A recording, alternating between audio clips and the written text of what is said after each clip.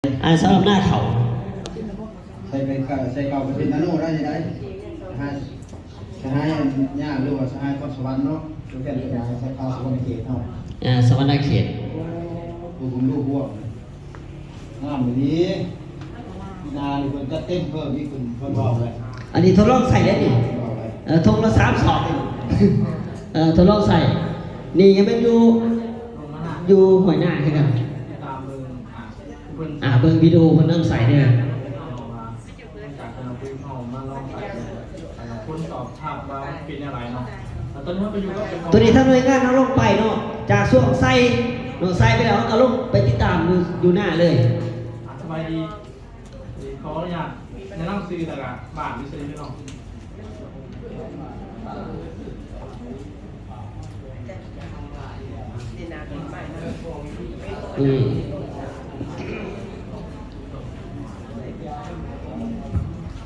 มันบ่ถอดมาก่อนมันบ่ถอดแล้วเรามาใส่ตัวนี้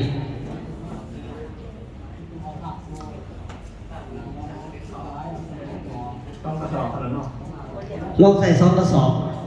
ให้ละถ้วย2 ถ้วยแล้วใส่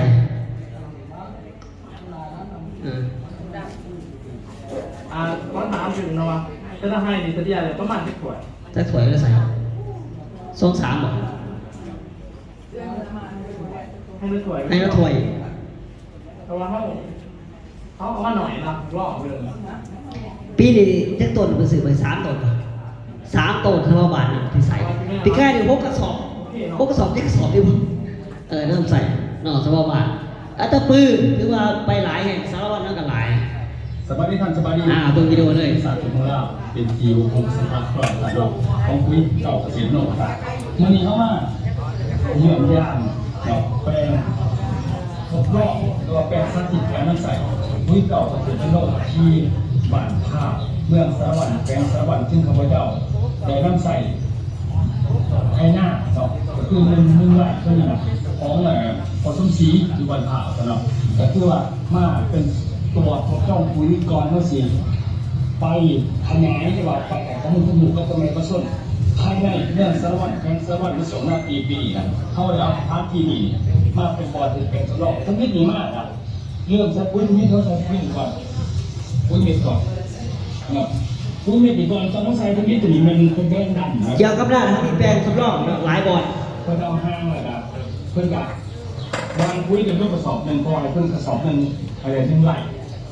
เพิ่นใส่เนาะเพิ่นดังเนี่ย3 วันเพิ่นใส่เลยนะเนาะหลังจากแล้ว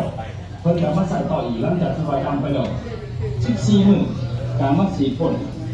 ส่งมาเที่ยวลงไปหลังจาก7 มื้อสีพ่นอีก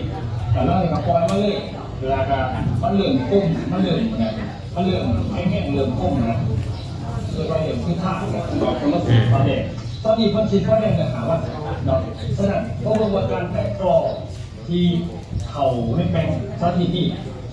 ว่าที่เป็นกอชันใดแล้วก็ใหญ่สมัยนี้สถานมาเบิ่งตามสภาพทิศกันอันนี้ตัวเบรที่หนึ่งเราใช้เบิ่งกอเขาอันนี้หน้าแซงมันก็มีหนักถึงหนักพอถึงเมย์แต่ว่าเขามาเหยียบยางนั่นเถื่อนรอบนี้ชินับไปเบิ่งกัน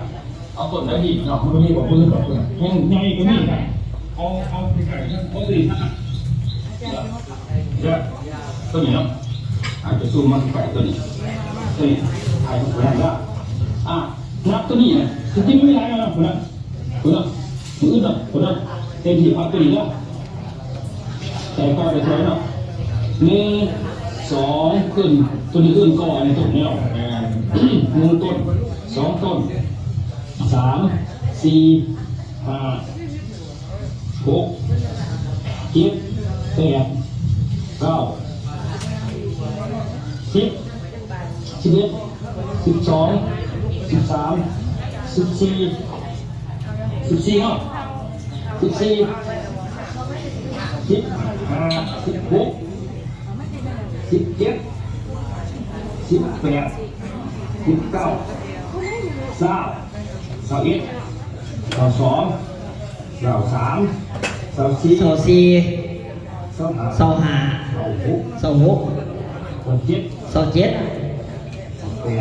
บางคนเจอมันเอากาบจุ่มใส่กันดำเลยพ่อมันก็ก่อมันขึ้นล่ำหลายเดี๋ยว31 34เป็น 34ต้นเนาะถือว่าดำแตกก่อเป็นหมอกถือว่าหลายดิ สบายดีทุกคนสบาย นี่ ดีครับแม่ครับ อันนี้ก็เป็นหน่วยงานเท่ากันเพิ่นเอาปุ๋ยไปน้ำใส่อยู่บ้านเขาก็ใส่ไรกันใส่ไร คนมาเป็นเขาตัวเองที่ว่าใส่คุยต่อเป็น หลายคนก็พอใจนี่ มากข้างหน้าแล้วมา อันนี้เป็นเกี่ยวกับหน้าเราถือว่าใส่คือประเด็นหน้าบางคนว่าเอ้ยหน้าคนเขามันคือแข็งแถบอะไรคนเห็นหน้าตะกี้เขาอ่อนเป็นคนเขามันคือแข็งคือว่าไปสีดิกินบ่ได้เลยมันจะบางหน้าเนี่ยอยากพูดว่าใส่เห็ดเกินวันเนี่ยมันเป็นจังซี่หนึ่งนี่มันเกิดจากการสะสมของเคมี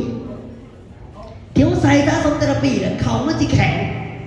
เพราะว่าดินจากมันบดี มันถือบังคับด้วยธาตุเคมี และเขามันเกิดมาโดยธาตุอาหารบ่ครบถ้วนนะเวลาออกมันหมากมันนอกเพิ่มดิไปสีไปมันบ่อ่อนขึ้นตะกี้มันเป็นลักษณะนั้นเองอันนี้สาเหตุของเขาแข็งมันเป็นลักษณะแบบนั้นเนาะและสาเหตุเมื่อมันเพิ่มดิเขามันจะอ่อนเนาะบ่เป็นลำต้น